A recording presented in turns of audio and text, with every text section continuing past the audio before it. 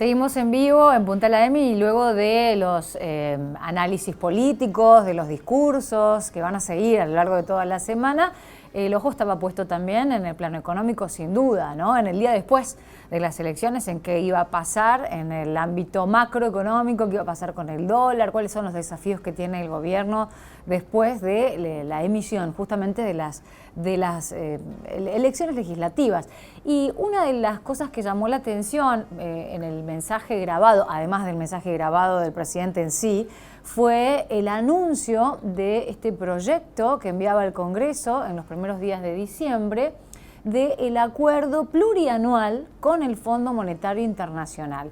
Un acuerdo que en principio no es tal, sería como unos entendimientos así descriptos. ¿Y cuál es la diferencia al respecto? Nos lo va a ayudar a entender Gisela Beritier, que es licenciada en Economía, entre otras cuestiones, la economía como el centro de atención también en el día después de las elecciones. Gisela, Paula te saluda. ¿Cómo estás? Buen día. Hola Paula, ¿qué tal? ¿Cómo estás vos? ¿Cómo están todos? Bien, bueno, a ver, ¿por dónde empezar? Primero, ¿qué significa un acuerdo plurianual con el Fondo Monetario Internacional? Y esto a lo que hacía referencia el propio presidente Fernández ayer en el mensaje grabado. ¿Qué significa? Que no sea el acuerdo en sí, sino que sean como los márgenes de entendimiento. Bueno, creo que ya empezamos, o en realidad en el mensaje de ayer empieza a dar un poco de luz con respecto a tanta incertidumbre que hemos visto en todo este tiempo y que se ha visto manifestado sobre todo en la tensión que se manifestó con el dólar blue y el dólar oficial, ¿no? Esa gran brecha que hemos visto, que incluso hablábamos con vos, Paula, de que iba a ser el gran talón de Aquiles de estas elecciones, ¿no? La tensión se iba a manifestar ahí. Y bueno, y justamente tenía que ver con el tema de la falta de poder de visualización, de ver cómo se iba a cerrar o cómo se va a cerrar, porque la realidad es que todavía no sabemos cómo se va a cerrar el acuerdo con el Fondo Monetario Internacional.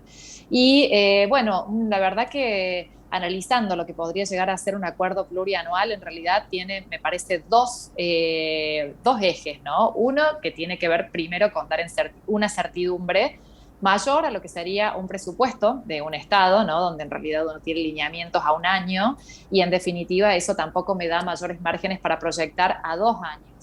Entonces, por un lado, me daría certidumbre, por lo menos como inversor, como empresario, como agente económico, a 2 años.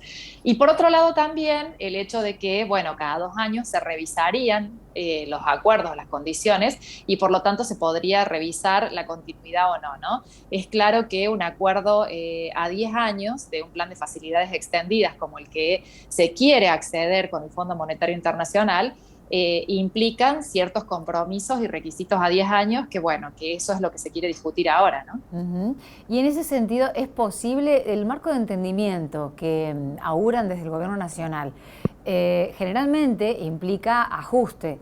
¿Qué pensás que va a poner como condición el fondo para trabar el acuerdo finalmente, para que se dé? La realidad es que, bueno, hay que ver, acá se necesita mucha muñeca política para terminar de cerrar lo económico, ¿no? En definitiva van a ir las dos cuestiones muy atadas de la mano y, bueno, y acá lo que en realidad lo que puede llegar a pasar es que el Fondo Monetario no quiera, digamos, apartarse de los estatutos, ¿no? Mm. El Fondo Monetario, todo lo que haga, más allá de lo político, más allá de lo que pueda acordar o demás, siempre va a tratar de ver que eso esté en el marco de los estatutos, porque en definitiva le tiene que después rendir cuenta a sus accionistas, que son los países miembros del Fondo Monetario, ¿no? Entonces, en definitiva, acá yo lo que creo es que todo acuerdo que se llegue en realidad va a tener el límite de los estatutos con los cuales se van a encontrar y bueno, y después como vos bien decías, Paula, ¿no? Un plan de facilidades extendidas implica tres cuestiones fundamentales que tienen que ver con la reforma previsional, con la reforma laboral y con la reforma tributaria, que son los tres grandes ejes que se van a discutir de acá a marzo, que es cuando se quiere cerrar el acuerdo, ¿no? Ujú. Hay muchos que, bueno, en la campaña, por ejemplo, han hecho hincapié, ¿no? Y sobre todo desde el gobierno nacional, en la deuda ilegal contraída ilegítimamente en el gobierno anterior, en Mauricio Macri, ¿no? En los intereses titánicos que hay que pagar y los compromisos de deuda. Lo cierto es que está firmado, está, hay que honrar la deuda. Si no, ¿qué pasa, Gisela? ¿Cuáles son las alternativas? ¿Qué abanico de posibilidades hay? Bueno, no llegar en realidad a un acuerdo con el Fondo Monetario Internacional. A ver, se acordó la deuda con los acreedores privados, a los acreedores privados se les está pagando. Hay que tener en cuenta que el Fondo Monetario es un organismo plurinacional, pero no deja de ser un organismo, si se quiere, específico, ¿no? De hecho, recordemos cuando en el 2006 el presidente en ese momento, Néstor Kirchner, se había enojado con el Fondo Monetario Internacional y sacó 9.000 millones de dólares de las reservas y le pagó toda la deuda para que el fondo no opinara más sobre la economía argentina, ¿no? Mm. Y el mundo siguió. Y la cosa siguió. Y en definitiva, se había cerrado el capítulo con el fondo hasta el año 2018, que volvimos al fondo con el gobierno de Mauricio Macri. Pero, ¿qué es lo que quiero decir? No cerrar con esto en realidad implicaría, obviamente, que es una mancha más, ¿no? Para una Argentina que vive cayendo en default. No obstante lo cual, la economía argentina de algún modo con los acreedores privados tiene cerrado la deuda y hay otro dato no menor, que es que en realidad el 45% de la deuda que tiene, o sea, en realidad no de la deuda, sino de los préstamos otorgados del Fondo Monetario Internacional hoy, son con la Argentina y luego con el resto de los países. ¿Qué quiero decir con esto? Que la porción en juego es muy grande como para que el fondo no se quiera sentar a acordar o como para que el fondo se ponga rígido con ciertas cuestiones. Por eso yo te decía, Paula, que siempre y cuando se manejen dentro de los límites de los estatutos, es decir, que no haya que cambiar estatutos, seguramente se van a poder discutir que cuestiones plurianuales, que después se vuelvan a revisar, que den un margen de certeza de 2 años y después volver a ver y así sucesivamente, ¿no? Y bueno, y vamos a tener voces a favor y voces en contra. Voces a favor porque en definitiva se va a poder ir revisando sobre la marcha y sobre todo corrigiendo en un país que viene muy golpeado por la inflación y la pobreza y la recesión. Y por el otro, bueno, va a haber voces que justamente van a decir que con un acuerdo plurianual no se puede proyectar a largo plazo, ¿no? De nuevo, la palabra plurianual. ¿Qué significa esta palabra que ahora se va a poner de moda, que está todo el mundo diciendo al respecto del acuerdo plurianual? Y después, Gisela, recién mencionabas que con las reservas, en su momento, Néstor Kirchner pagó y dijo, bueno, el fondo no se meta más, hasta el 2018, que se volvió a encontrar una deuda tremenda. Hoy no tenemos esa posibilidad porque no hay reservas, ¿es así? ¿Cómo estamos de Es reservas? así.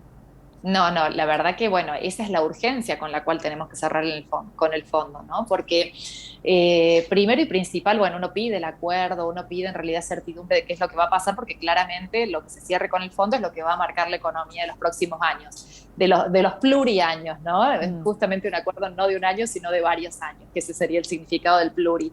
Pero en definitiva, ahí tenemos una cuestión que hoy las reservas no solamente son magras, sino que si no acordamos con el fondo, el año que viene tendríamos hasta una ecuación contable negativa con las reservas. Este mes, por ejemplo, Paula, tenemos vencimientos con acreedores privados de 2.800 millones de dólares. El mes que viene tenemos el vencimiento de 1.900 millones de dólares con el fondo que le vamos a pagar con los propios DEC que nos había dado. Bueno, esos DEC que nos dio para la pandemia se los estamos devolviendo en pagos de intereses, ¿no? Y luego en marzo ya empezaríamos a tener los vencimientos de 19.000 millones de dólares para el 2022 y 18.000 millones de dólares para el 2023, que realmente no tenemos plata. Hoy las reservas netas del Banco Central son de 5.000 millones de dólares, digamos. De la única manera que podríamos no acordar con el fondo es, no sé, pensar en un prestamista de última instancia como China, ¿no? En el peor de los escenarios, pero hoy con nuestros propios recursos no nos alcanza.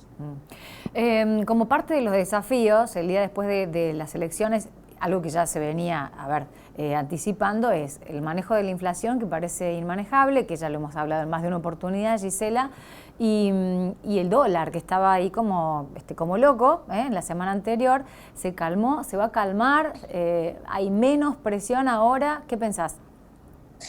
Mira, la verdad es que la semana pasada estaba toda la incertidumbre cómo iban a ser los resultados eleccionarios. Yo creo que a partir de esta semana el dólar blue, que es un mercado muy chiquito, pero es el único, digamos, lugar donde se manifiesta en realidad la tensión de la incertidumbre electoral, de la falta de un plan económico y acuerdo con el Fondo Monetario, de gran emisión monetaria donde hay mucho dinero líquido que genera presión sobre el dólar también, ¿no? Y bueno, y la falta de reservas que hace prever que en definitiva si no hay reservas o si no se acuerda, en un corto plazo puede llegar a haber una devaluación. Todos esos factores se vieron la semana pasada reflejados en el mercado del dólar blue y los dólares financieros, pero con un gobierno que antes que empezara, digamos, o en realidad hacer una tremenda devaluación, prefiere ajustar el cepo.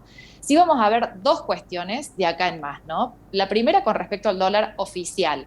El dólar oficial todavía tiene margen para recomponerse porque dijeron que este año iba a ser iba a tener un crecimiento de un 25% por debajo de la inflación, la mitad, pero que iba a crecer un 25% y hasta ahora lo ha hecho en un 18%, con lo cual seguramente empezaremos a ver como saltitos del dólar oficial hasta fin de año, ¿no? Reacomodándose y achiclando la brecha con el dólar blue. Y por otro lado, un dólar blue cuyo valor era totalmente ficticio, producto de la tensión, que seguramente este efecto overshooting ahora tienda a minorar, porque todos aquellos actores que no sabían cómo iba a ser el resultado de la elección se cubrieron en dólares, pero ahora, una vez con el resultado cubierto y los pasos a seguir un poco más claros, seguramente esa tensión afloje y bueno, y seguramente vamos a ver hacia diciembre ofertas de dólares de por ahí de empresas que tengan que liquidar para pagar sueldos, aguinaldos, vencimientos y demás, y posiblemente el dólar blue tienda a bajar junto con un dólar oficial que sube y una brecha cortándose.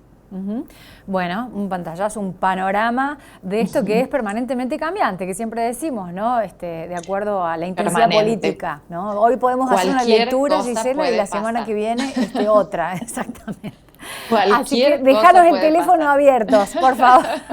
Te mandamos un abrazo. Muchas gracias siempre. Bueno, Paula, gracias a ustedes. Muchas gracias. Nos vemos. Gisela Beritier, licenciada en Economía y colaboradora permanente de todos los programas de Grupo Puntal para ayudar a entender esto que decíamos, va cambiando todo el tiempo y cómo va cruzando la política, ¿no? Las lecturas y cómo se va moviendo el mercado y mientras tanto la gente con las constantes, con la inflación, con los precios, con el retraso de los sueldos y no poder llegar a fin de mes. Bueno, la macroeconomía y la microeconomía.